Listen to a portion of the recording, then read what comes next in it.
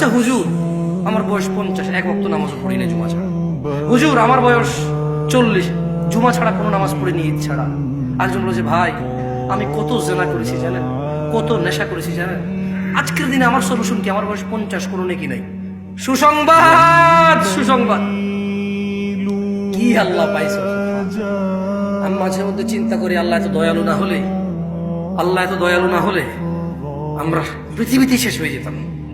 আল্লাহ তাআলা কোরআনে বলছেন, মনোযোগ দিয়ে শোনেন, ইল্লা মান তাব, ও চোরের দলেরা, ও জানাখোররা, ও নেশাগ্রস্তরা, ও অত্যাচারীরা, ও জালেমরা, ও ইসলাম বিদ্বেষীরা, ও আল্লাহ দ্রোহিতারা, ও আল্লাহ দ্রোহীরা, ইল্লা মান তাব, সুযোগ, সুযোগ, মহা সুযোগ, অফার, অফার, বিশাল অফার। ও কি ঘোষণা আল্লাহ!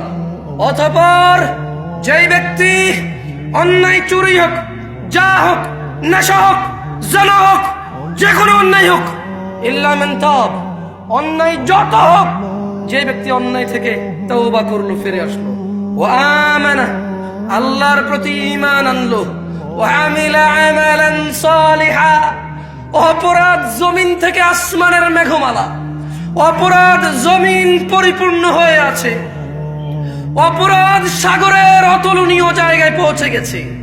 আল্লাহ বলছে, খালি ফিরে আয় রে, তোর অপরাধ কতটুকু অপরাধ তোর, ফিরে আয়, মাপ চাই, ঈমান আন, ভালো কাজ কর। তোর বয়স তো 70 হয়ে গেছে, 35 হয়ে গেছে, 40 হয়ে গেছে, ডেলি একটা মেয়ের সাথে শুয়েছি, ডেলি 2 লিটার মদ খাইছি, আল্লাহ ফিরে আসলে হবে?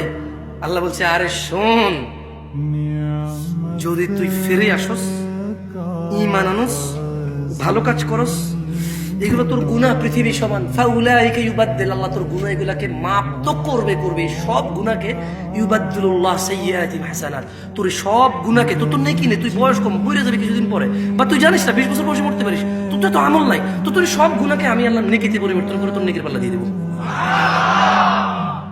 আল্লাহ, এটা কোনো হাদিস না যে আপনি জাল বলবেন, এটা কোনো হাদিস না আপনি দয়ীফ বলবেন, এটা কোনো হাদিস না আপনি তর্ক বিতর্কে লেগে যাবেন।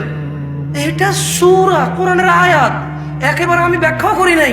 আল্লাহ বলছে, ইল্লা মান তাব, অতঃপর যে তওবা করে, ও আমানা, ঈমান আনে, ও আমিলা আমালান সালিহা, ভালো কাজ করে, ফাউলাইকা ইউবাদদিলুল্লাহু সাইয়্যাতিহিম হাসানাত, আল্লাহ তার সকল গুনাহকে নেকিতে পরিবর্তন করবে। এবার এই অফার আপনি নেবেন কিনা, এটা আপনার ব্যাপার।